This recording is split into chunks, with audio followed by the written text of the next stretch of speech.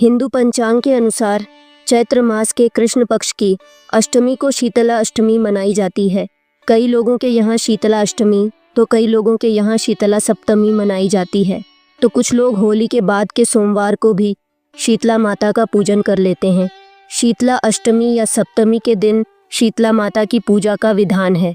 शीतला अष्टमी के दिन माँ शीतला को बासी ठंडे खाने का भोग लगाते हैं, जिसे बासोड़ा कहा जाता है। इस दिन बासी खाना प्रसाद के तौर पर खाया जाता है। इस त्योहार को बासोड़ा अष्टमी के नाम से भी जाना जाता है। धार्मिक मान्यता के अनुसार शीतला माता ठंडकता प्रदान करती हैं। इस दिन माँ शीतला का पूजन करने से कई तरह के दुष्प्रभावों से भक्तों को मुक्ति मिलती है। मान्यता है कि माता शीतला का पूजन करने से कई तरह के रोग दूर होते हैं। इसके साथ ही लोग पूरे साल चर्म रोग व चेचक, खसरा जैसी बीमारियों से दूर रहते हैं तथा लंबी आयु का वरदान प्राप्त होता है।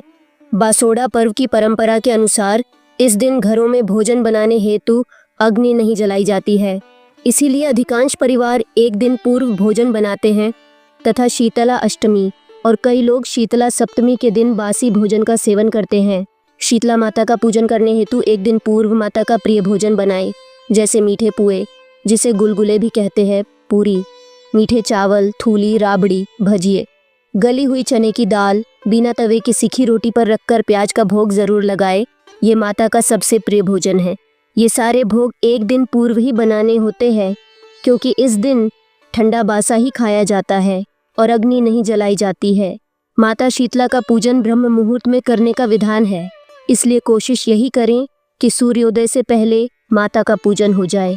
पूजा की थाली में कच्चा दूध, दही और एक दिन पूर्व बनाया हुआ भोग, पूरी, पुआ, भजिए, मीठे चावल, थूली, राबड़ी, चने की दाल, प्याज रोटी, बाजरा, गेहूं आदि रखें तथा दूसरी थाली में आटे से बना घी का दीपक, जल का कलश, नारियल, लाल चुनरी, मोली या कलावा, रोली, अक्षत, मेहंदी, कुमकुम, एक कटोरी हल्दी उपटन, होली वाली बड़कुले की माला, सिक्के और कोरा कागज रखें।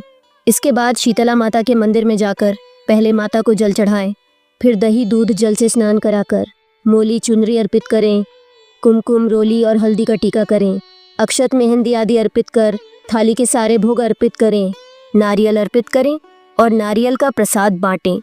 अब आटे का घी का दीपक बिना जलाए माता के सामने रखें। याद रहे, दीपक जलाना नहीं है, क्योंकि माता को शिथिलता प्रिय है। अब एक बार फिर जल चढ़ाए और थोड़ा जल बचाकर उसे घर तथा सभी सदस्यों पर छिड़कने के लिए रख ले।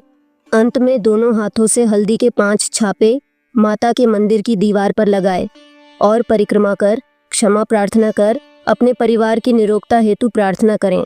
इसके बाद पीपल पथवारी की पूजा की जाती है, यानी पीपल के पेड़ का पूजन करें और 5 पत्थर रखकर धोकर उनका भी पूजन करें और गेहूं या ज्वार बाजरा से बाड़ी बोए, यानी खेती करे। थोड़ा जल छिड़क कर अपनी उंगलियों से 3 लकीर खींच दो, फिर उसमें गेहूं या कोई भी अनाज डालकर फिर से पानी छिड़क दो। ऐसा करने से माता बहुत प्रसन्न होती है और हमें धन धान्य से संपन्न करती है। याद रहे, दीपक जलाना नहीं है, क्योंकि माता को शीतलता प्रिय है। इसके बाद गणेश जी, शीतला माता, पीपल पथवारी और लपसी तपसी की कहानी सुने। इसके बाद होलिका दहन वाली जगह पर भी जाकर पूजा करें। वहाँ थोड़ा जल और पूजन सामग्री चढ़ाए। फिर अपने घर आकर घर की चौखट का पूजन करें। वहाँ थोड़ा जल चढ़ाकर स्वस्तिक बनाकर पूजन सामग्री चढ़ाएं।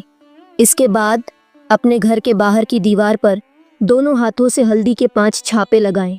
इस प्रकार माता शीतला के पूजन के उपरांत अपने घर के सदस्यों सहित माता का ठंडा बासा भोग ग्रहण करें। याद रहे, इस दिन गर्म और ताज़ा खाना नहीं खाते हैं। इस नियम का पालन कठोरता से करें। बोले शीतला माता की जय। जानकारी अच्छी लगी हो तो हमारे चैनल को सब्सक्राइब और हो सके तो वीडियो को लाइक और शेयर करें।